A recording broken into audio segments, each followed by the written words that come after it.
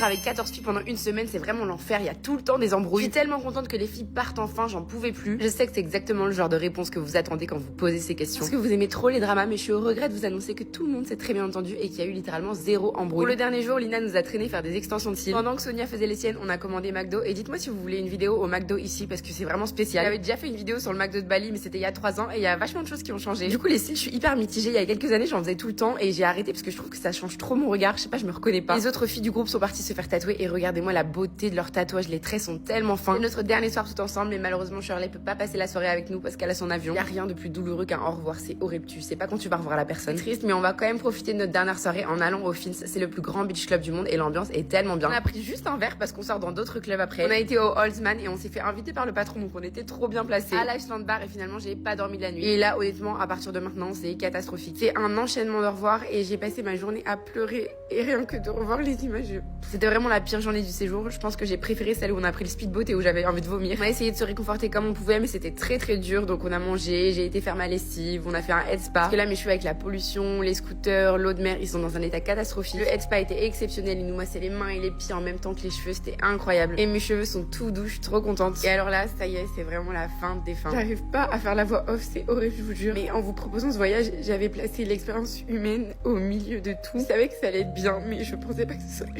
que ce serait à ce point-là. J'ai découvert des filles incroyables, chacune à leur manière et qui m'ont toutes apporté un petit truc. On a partagé des moments tellement forts et je me suis sentie tellement bien. Il y avait que de la bienveillance entre nous et j'oublierai jamais tout ça. Je vous l'ai déjà dit, mais merci encore les filles pour cette expérience. Merci aussi encore une fois à l'agence 8 in Asia avec qui on a organisé tout ça. C'était vraiment, je pense, l'expérience la plus folle de ma vie et je referai rien différemment.